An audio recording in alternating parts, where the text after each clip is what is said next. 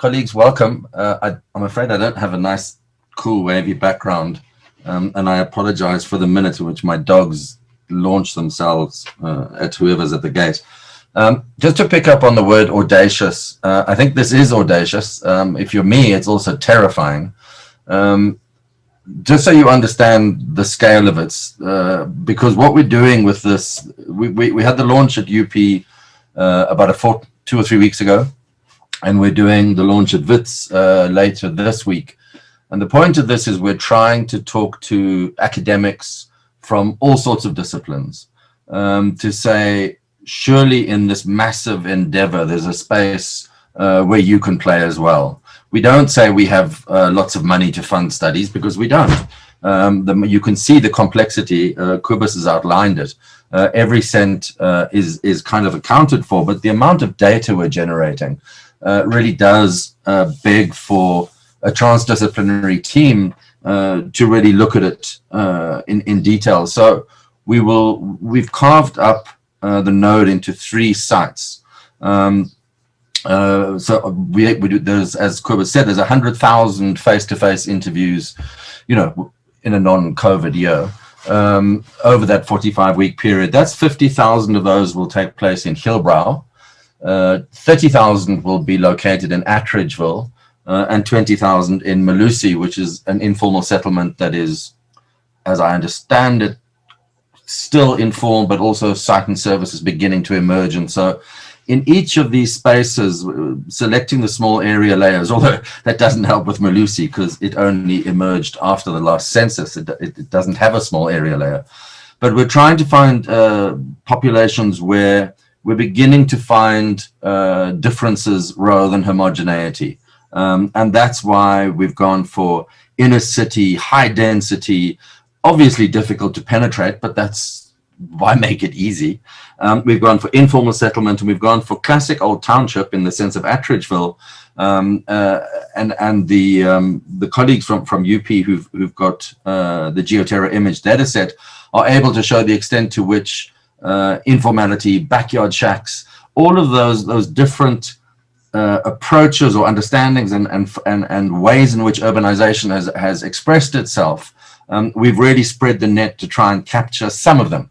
We'd never claim to capture all of them, and it's in the name as well. So inspired. The old trick is always to look for the acronym and then make the words fit. But I think that the deans, who of course are all lovely people and my bosses, I think they got the words first. And it's the study of population infrastructure and regional economic development. And the point of that is to say the core of SAPRIN you've seen. Kobus has put it out there. But when you locate those interviews in this incredibly powerful economically, that is, province, in high dense areas of mixed wealth, some class formation. Well, wealth is the wrong word, but at least we're hoping to find some fragments of class differentiation. You begin to understand health outcomes in a very different context. And that's why these launches are important, because we're trying to design for transdisciplinarity rather than generate a bunch of data and in a year or two say, well, why aren't you all playing with it? We think if we ask you now to get your ideas, to get your interest, or for you to say that's just not for me, it's fine. But at least we start getting those voices coming in from the beginning rather than at the end. And that's why we are going broad. We also are hoping that we create communities of practice across the universities. We all know that we're facing really, really tough times economically. I think the NRF just had, 800 million cut off its budget. Some of you know I work with Stats SA on the Stats Council. We're suffering more cuts. But for the universities, I think it's going to be very tough as subsidy gets cut as well. And so collaboration in these kinds of projects, I think, is absolutely critical, rather than endless competition as the funding pot gets smaller, as the number of students with funds, and able to do this kind of work gets smaller. Some of you may remember me from the GCRO, which we set up in 2008, which is a UJ Wits Gauteng provincial government partnership, and I think, and it's still going well. And I think the difference here is that GCRO has this kind of very broad spatial mandate. In fact, broader than any administrative boundaries, because there's no official place called the city region. And so if you imagine GCRO continuing to do these kind of big quality of life surveys that kind of go across the top, our job is to look down in detail at these three particular spaces. And as Kobus's presentation showed, you're looking at who comes in and who goes out through all sorts of mechanisms of both coming in and going out. And for those of you who are saying, could you have made it harder? Probably not. You know, if you're going to pick Gauteng and you, for example, ignore Hillbrow or a similarly dense inner city area, I think you're missing a key trick. You can't avoid informality. Informality is growing much faster than formal dwellings. Formal dwellings really occupied us kind of 1990 to about 2010. And since then, informality in Gauteng has exploded. And so I think in all of these ways, we're trying to bring academics from different disciplines and different universities to have a look at what's going on the ground. I think COVID showed very clearly that the inequalities that are Johannesburg is the most unequal city on earth. And so it's not like we don't know about it, but I think COVID really showed the way in which it's forcing people into particular behaviors that they don't want and exposing them to risk that they don't necessarily ask for or deserve. But I think what's really important about UJ and right now, I mean, the roles will all change and morph over time. But Tobias is bringing in, as Saham said, a very different kind of science, which is testing wastewater. So instead of just looking at the people or the space, we now to begin to look at how people are interacting with their environments. You know, and he'll talk about it, so I'm not going to do it. But it's and Rena will talk to you about the seroprevalence study that we're about to launch. And I think in each of these, what we're trying to do is to flesh out the node in interesting and new ways, reflecting how people live in urban areas.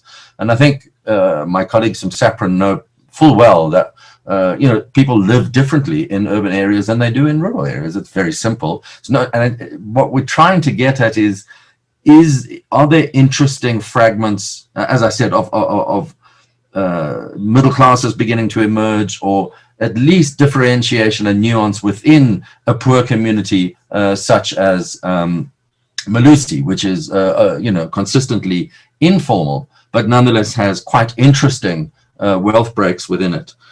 We are also, we've budgeted for putting thermometers in every dwelling so that we can continue looking at the relationship between heat and disease. Because I think that's that's Matthew Chersick from Wits, who's been doing that for a while.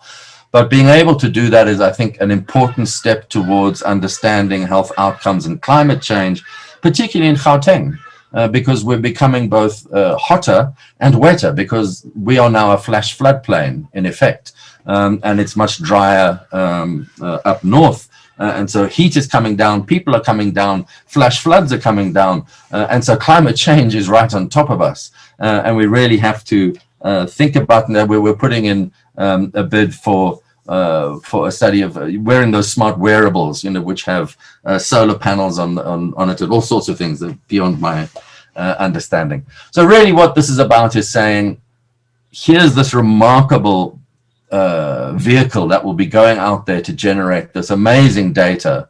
And I know that UJ has a remarkable data science department. I know that UP does, Wits does as well. And I think to not start playing around with big data sets, possibly with machine learning, possibly with all sorts of other approaches, so that we begin to extract other data that we won't find by just cross-tabbing or doing regressions. But letting the machine play around, for example, with K-clusters or whatever you want to do, I think that really begins to open up the space for findings that we wouldn't necessarily look for until the machine goes and tells us that it's found it rather than us.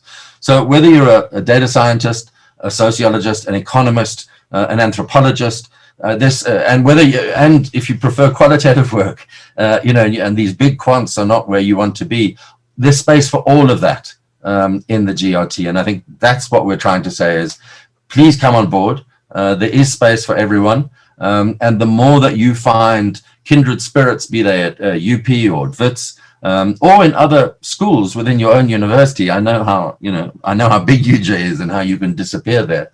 Then we've done our job. So welcome, and I hope you all come and play.